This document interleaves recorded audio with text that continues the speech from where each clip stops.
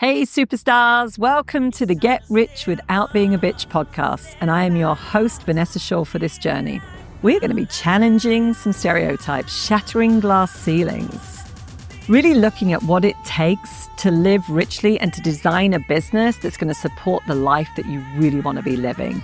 I'm going to be sharing lots of tips, tools, and strategies along the way, and I can't wait for you to join me on this journey. Hello and welcome back, superstars, to another episode of Get Rich Without Being a Bitch. Vanessa Shaw here and coming to you live from hot and steamy Phoenix. If you're watching this on YouTube and I just look a little sweaty, you'll know why. It's like 106 degrees out. It feels like an oven with high humidity. And I'm in the studio today and it's hot with all the lights. So anyway, I'm really excited about the topic of today's podcast. This is going to be about 5 ways that you can increase profit in your business. And I'm going to dive in and make this super, super practical. This is actually taken from a masterclass recently that we went through with our own clients in the Business Growth Academy. And they loved it because it was very practical. They could see how they were going to make money. In fact, one of our clients live on the call said, listen, Vanessa, whenever I speak to you and your team, I make money because you literally shine the light on where these things are hiding in my business and what I'm not seeing for myself. And she started to do the math right there on the call and was like, it was several thousands of dollars that she found. And that's what I want for you today to say if you're watching this or listening in. So let's get started. But before we dive into the 5 ways, I want us to just do a little bit of mindset. You know, profit is one of those words that gets a really bad rap. And there are a lot of words that if you're not financially savvy, perhaps you're newer in business or you just haven't been thinking about these areas of your business, that frankly can be confusing. They certainly were to me back in the day when I first went into business for myself. We talk about revenues. Sometimes, depending on where you're at in the world, might be income, right? Those are what I call top line revenue is essentially from sales. It's from everything that you're selling before expenses and cost is taken out, right? When we come to profit, and we're particularly looking at what we call net profit, that's the amount that is left over from your sales minus all of your costs, your expenses, and your salary, what you pay yourself, right? For a lot of people, they get that muddled up. It's like, what's profit? What's my salary? But for the point of today, again, I want to keep this really, really simple. It's what is left over after everything has been paid, including you, really importantly, okay? Now, why does profit get such a bad rap? Well, I don't want to spend too much time there, but I think we all hear about these big corporations that are laying lots of people off. We hear about the massively overinflated salaries and bonuses and incentives. And then we hear about, tons and tons of profit and everything's about the bottom line. And probably in organizations where it's all about the profit and it's not about people. And I know that a lot of the women that we work with, they really care about people. They don't want to be money grabbers. They don't want to be all about the numbers and the bottom line. In fact, many of them have probably previously worked in those sorts of organizations and they're creating businesses now and smaller organizations where there's a very different culture. But some of us have still got that idea of profit right in the back of our head, and it gets a bad rap, and we've got negative connotations around it. So one of the things I want you thinking about today is you definitely have to upgrade your definition of profit and kind of what it means to you. And I think some of the ways that we can do that is very practically looking at if you have more profit in your business, how is it going to help you? What difference is it going to make? Now, as I said at the beginning, profit is what's left over after you've paid for everything, including yourself, right? At the very simplest level. If we've got money left over, it means that we've got some, let's say, some fat in the system, right? For what lack of a better word to use. We've got some margin to work with. Frankly, for most people, that's going to help them sleep better at night. Like we're not constantly running the business back down to zero and or even into the red, right? So we've got negative, nothing left over. So typically speaking, it's going to help reduce stress, you sleep better at night, you've got some play, right? Something to play with. I think that's the first thing, some peace of mind. Secondly, most businesses don't have enough saved up for a rainy day, right? Something happens. It's not that far away that we had that massive pandemic, and there were businesses that couldn't operate for, months. They were really hit hard by the pandemic. The businesses that were able to, stay afloat for longer were the ones that had already made some pretty good financial decisions, and they had, right, some money that they could count on, right? So having that savings cushion, typically it's about 3 months of operating expenses. We can use profit to start to build that up. So again, it does mean that we've got a safety net. We're not always going back down to zero. And honestly, we always recommend as well that that is put in a separate account, typically a high yield savings account. So it's actually doing some work for you, and you're not seeing it in your main operating account where, hey, let's be real. Some of us, when we see the money there, we just think that we can spend it, right? And it needs to be allocated in a place where kind of we forget about it and it starts to have some growth on its own. So having that savings cushion, really important. The other thing that's really important when we've got more profit is those opportunities to invest back in your business. Again, depending on the size of business, this might be that you are needing a new hire. You're wanting to hire somebody, you're really starting to build out team, and you want to know that you want to be safe in being able to pay their salary for, say, the next 90 days as you're onboarding them, right? And again, you've got that margin there to work with. So investing in the business, it might be some new systems. Frankly, there might be some opportunities that just come your way. And again, you've got that cash on hand to be able to use it. Let's also remember as well, that if you've got profit, this can be used. Again, perhaps you need a pay raise and it's time for you to increase what you're paying yourself. And you also want to be paying your future, right? Starting to invest more into your own retirement. And once you've got that extra profit, those are some of the things you can do.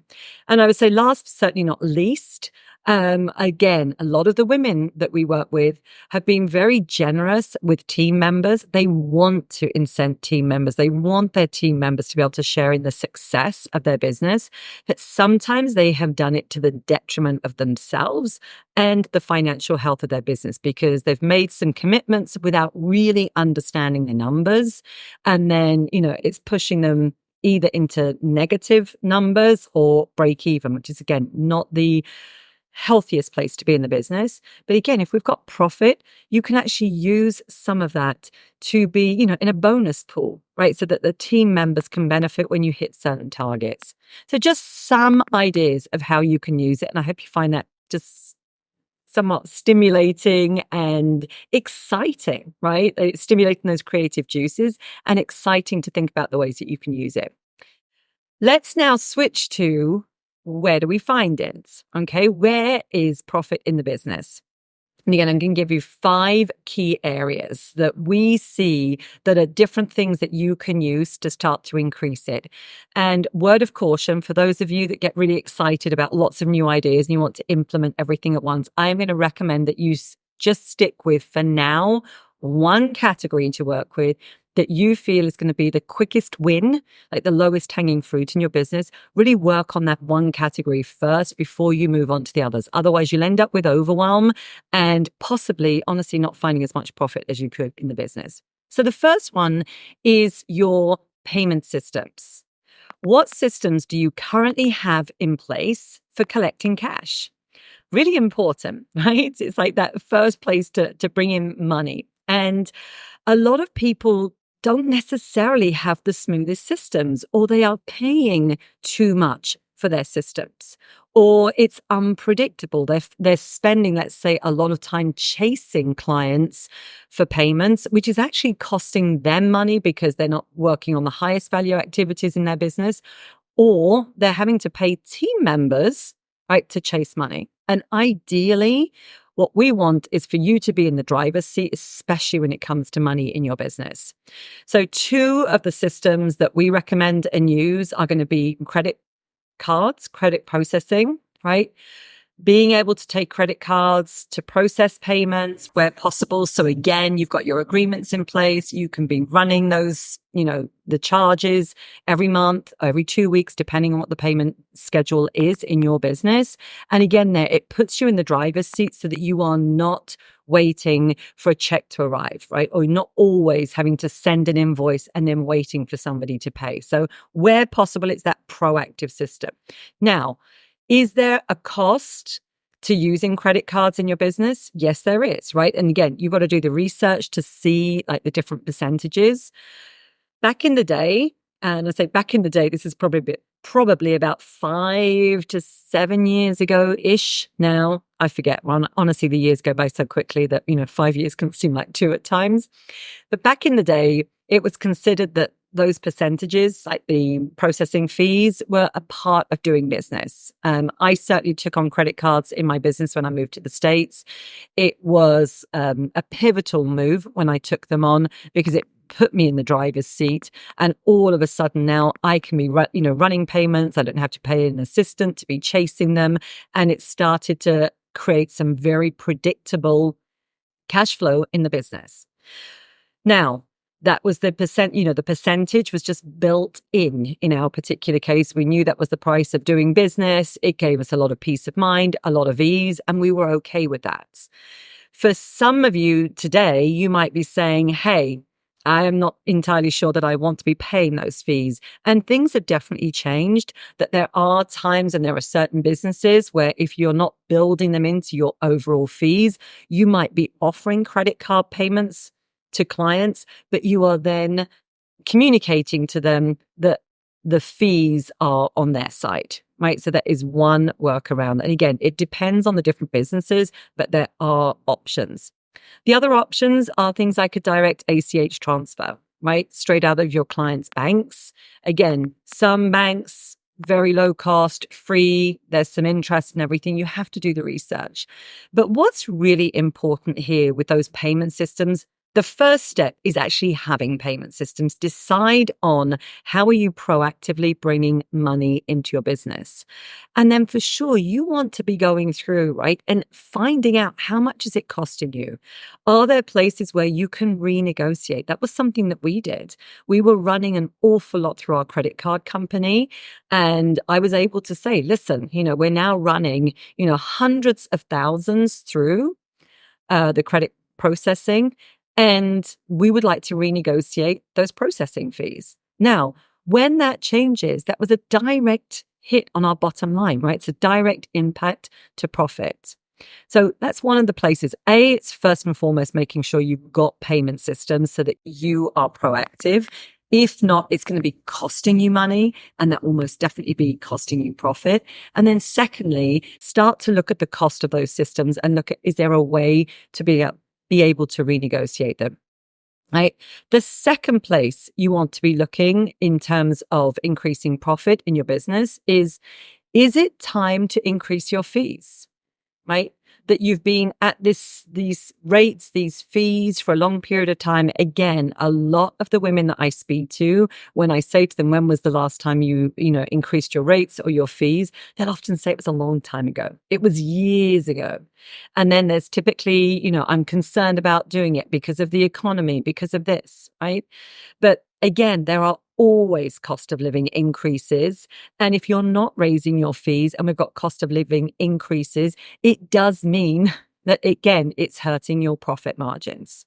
So is it time to increase your fees? If you are delivering essentially the same service and charging more for it and everything else stays the same, again, that's going to be a direct impact, right, to your bottom line and to your profit. So again, think about that in terms of those fees.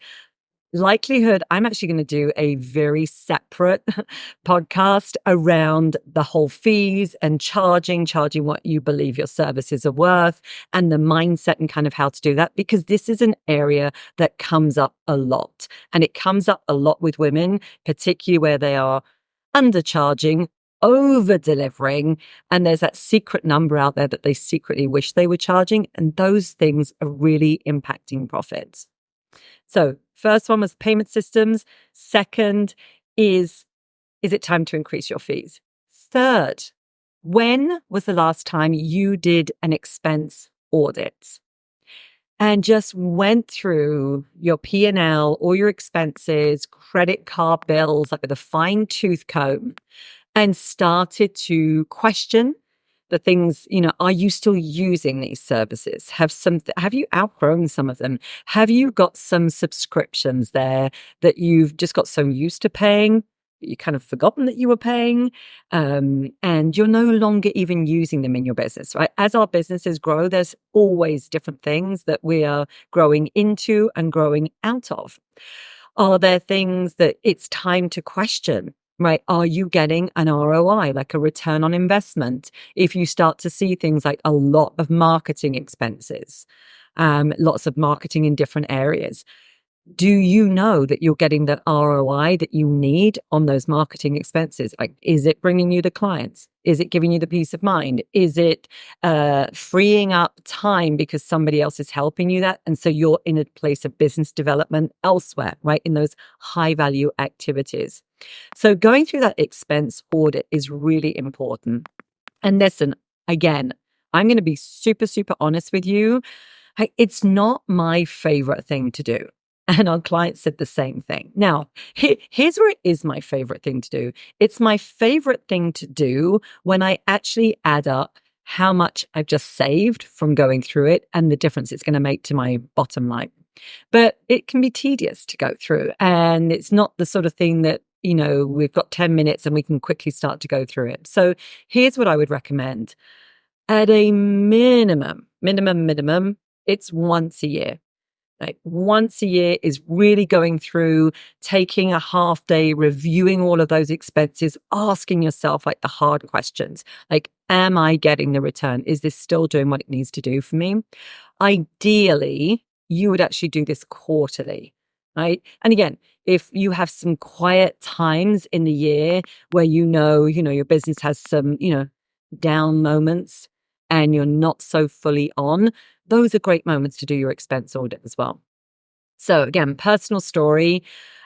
We moved house not that long ago. I think it's about 6 or 7 months ago. And, we were putting new systems in place. There were old systems because I'm busy moving house. We're starting to look at remodeling. And I've just got distracted in kind of life and business and all of those other things.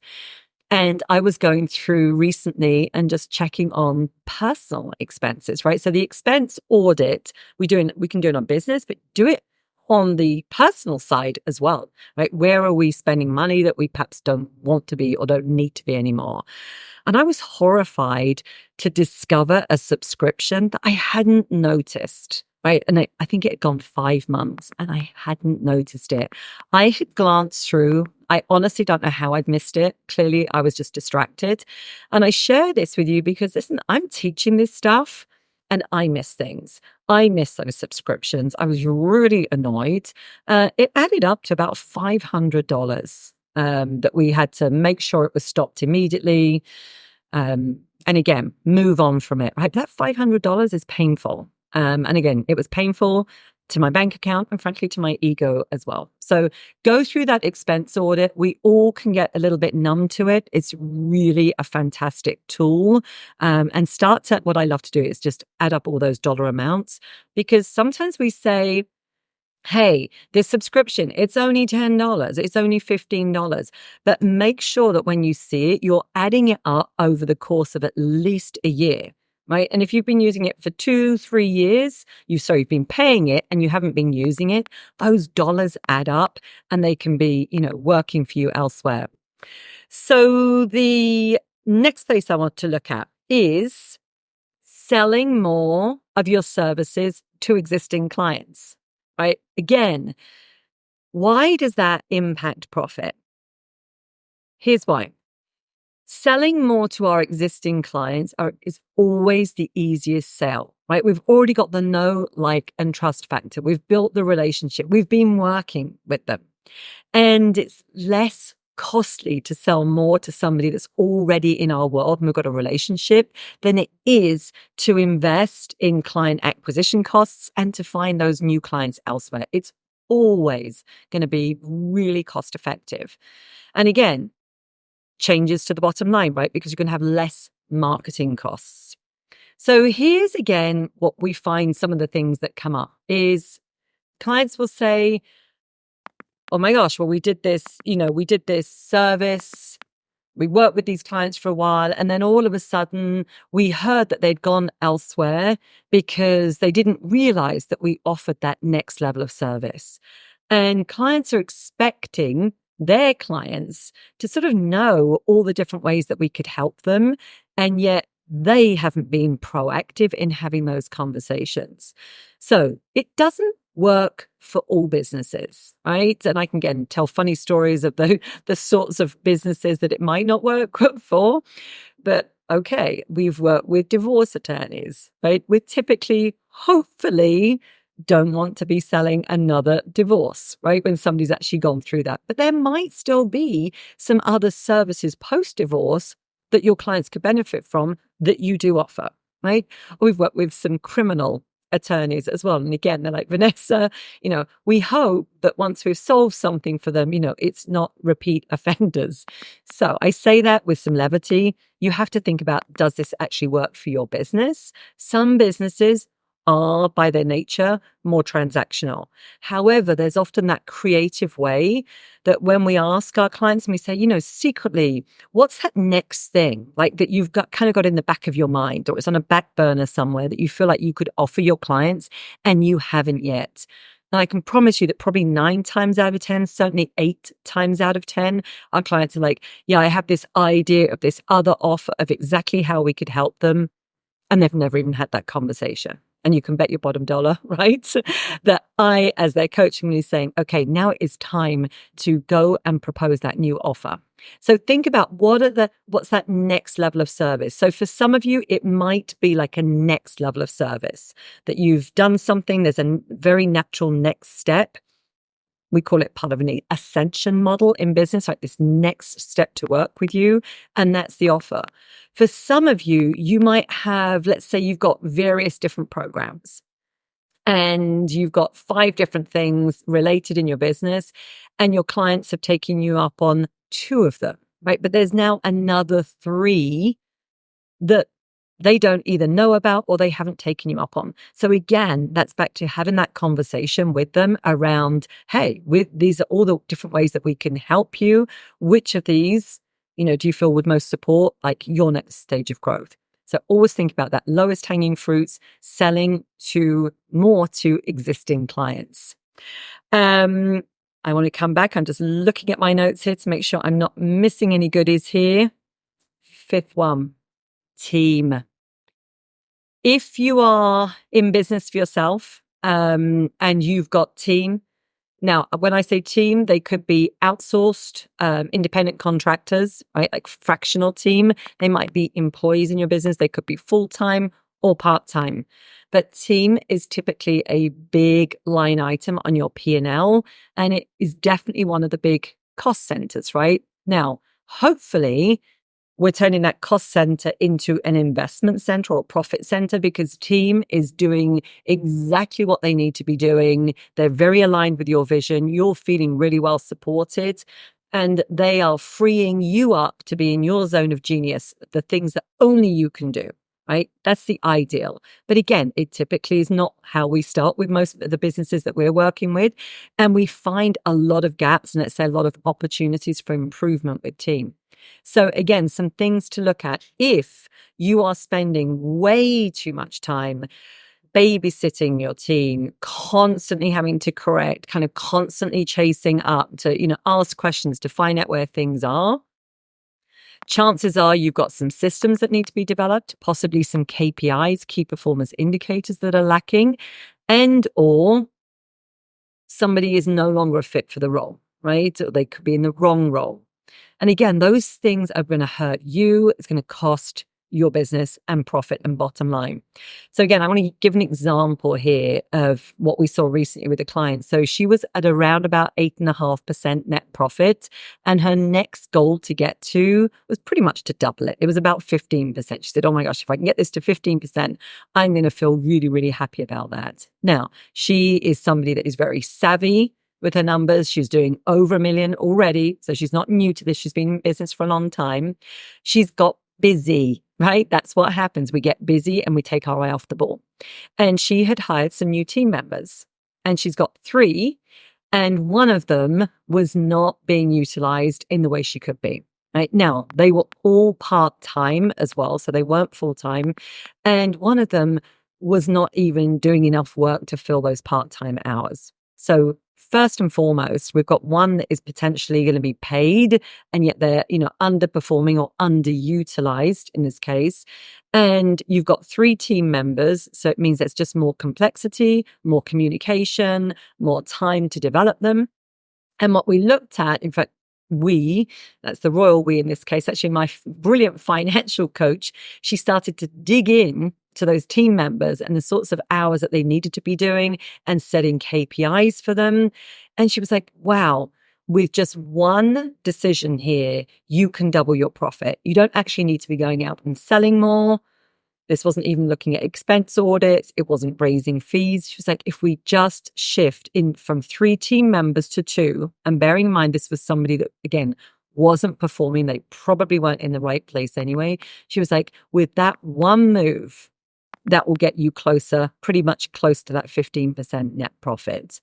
So we have to come back, all right, and really look at team through that lens of just being more objective. And especially, are you feeling supported? Are they doing what they need to be doing, right? So that you can be really in your zone of genius.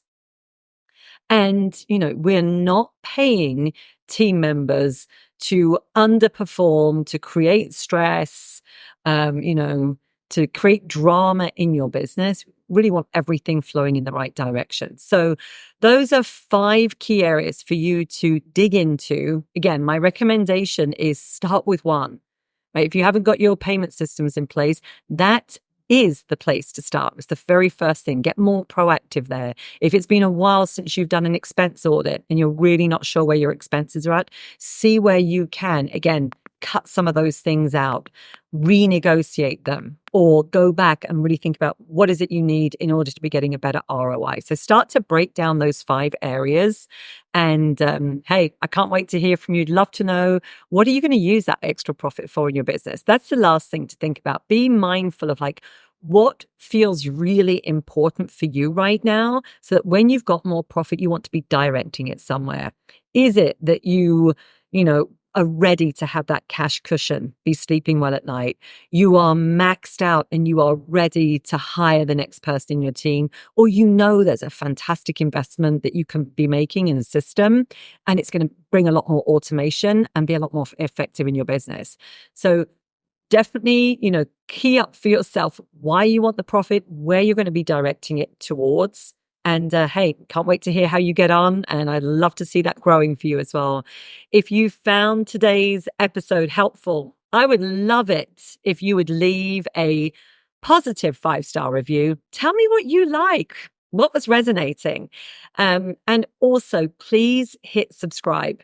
The more subscribers we have on this podcast, the more women are going to start to hear it.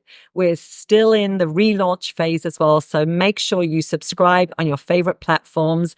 And I can't wait to catch you on the next episode.